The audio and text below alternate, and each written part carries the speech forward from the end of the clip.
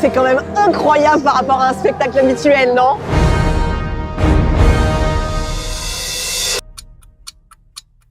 Ça tourne, c'est quand tu veux. On a la chance d'être à Disneyland Paris sous ce magnifique soleil d'hiver. Et non, il fait extrêmement froid. J'ai mal. Bon, là, le château s'est éteint, mais on est ici pour une raison exceptionnelle, puisqu'on va découvrir les backstage du nouveau light show Tales of Magic. Et oui, l'ancien spectacle de nuit de Disneyland Paris tire sa révérence après 7 ans de bons et loyaux services pour laisser place à un nouveau show son et lumière très ambitieux. Et nous, ce qui nous intéresse, c'est comment ce show ultra millimétré a pu voir le jour et comment il fonctionne. Alors on vous emmène tout de suite dans les backstage.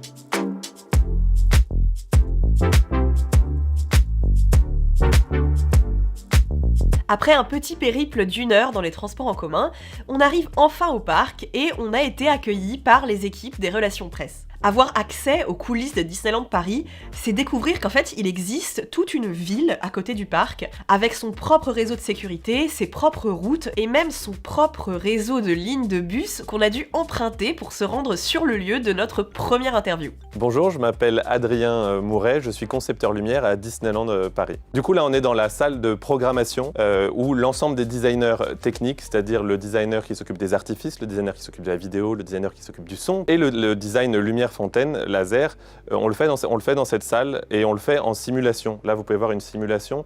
Cette simulation là sur ce spectacle-là a servi à implémenter les nouveaux équipements, donc tous les projecteurs dont je pouvais parler, et voir leur rendu, mais aussi choisir très exactement leur vraie position, leur vraie hauteur, avant de faire les infrastructures.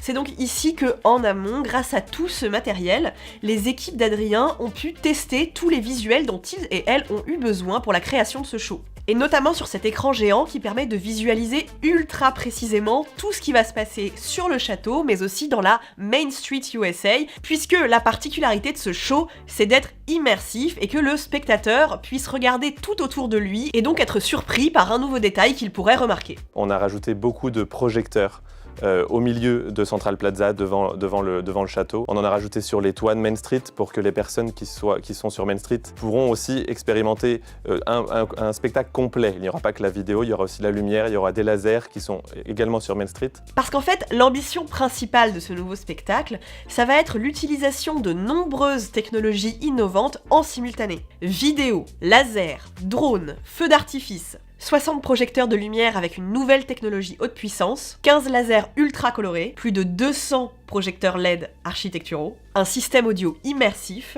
bref, ça promet. Avant, on faisait de la vidéoprojection uniquement et on ne faisait pas de lumière sur le château. Aujourd'hui, on vient mixer les deux. Et du coup, la vidéo a été pensée pour être compatible avec la lumière. On pourrait voir le spectacle qu'avec de la lumière sur le château. Il y a de la lumière tout le temps sur le château, mais on s'en aperçoit pas forcément parce qu'on a un vrai mix entre les deux. Ce qu'on nous explique, c'est qu'Adrien et ses équipes se sont notamment servis de casques VR pour visualiser le show. Le casque VR, il a permis surtout à voir la vidéo. Ça servait à pouvoir voir et expérimenter en vrai sans que les installations soient encore présentes. Parce que derrière tout ça, derrière toutes ces nouveautés technologiques et techniques, il y a beaucoup d'équipes qui travaillent pour installer, pour les infrastructures. On ne peut pas avoir tout de suite les installations prêtes pour visualiser et pourtant tout doit se faire en même temps. Une des choses dont je suis le plus fier sur ce spectacle, c'est vraiment d'avoir créé des nouvelles images.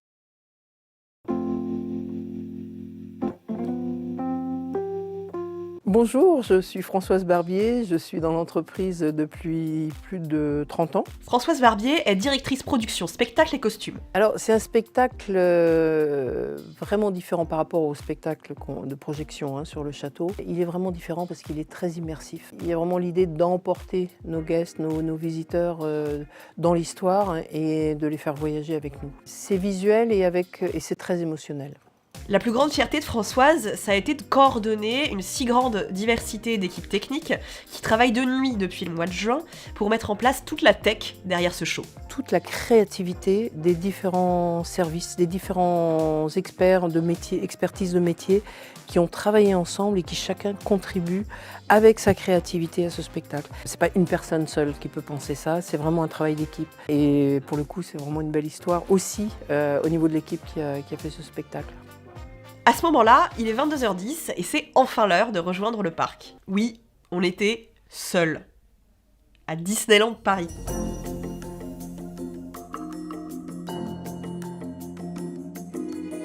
Alors évidemment, on était accompagné des équipes, mais il n'y avait aucun visiteur. On était seuls à Disneyland Paris.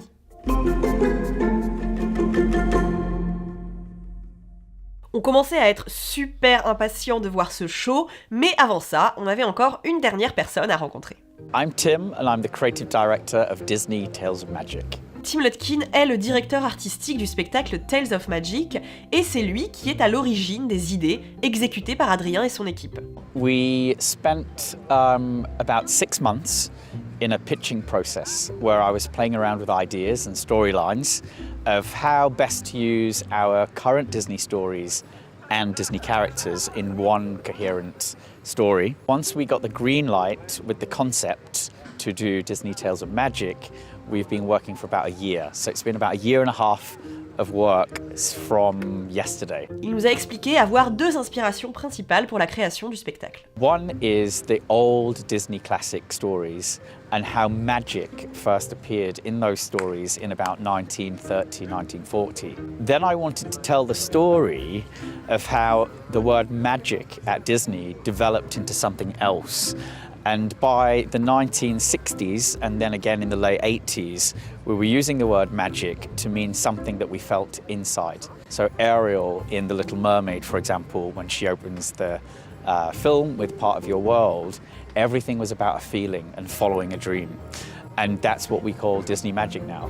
And that's what the show is about. Bon, il est 22h30, on est à Marne-la-Vallée, il fait un froid polaire et il fait nuit depuis 17h. Mais c'est le moment du spectacle.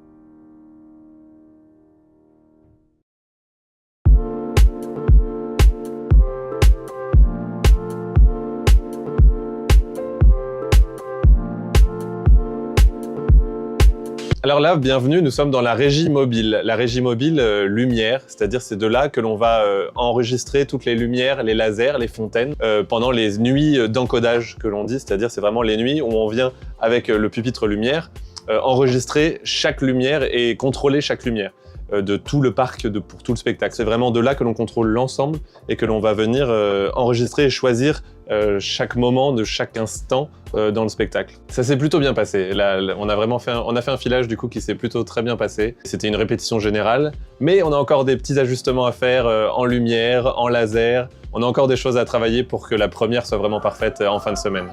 Il est minuit, la soirée se termine et honnêtement, on en a pris plein les yeux. C'est à partir du 10 janvier 2025 que le spectacle Tales of Magic va être dévoilé au public et si on peut vous donner un conseil... Pour mieux voir ce spectacle et mieux en profiter, au début de Main Street. The best spot to watch this particular show, down Main Street, in the center of one of our blocks. Placez-vous plutôt au début de Main Street pour pouvoir profiter du spectacle dans sa globalité.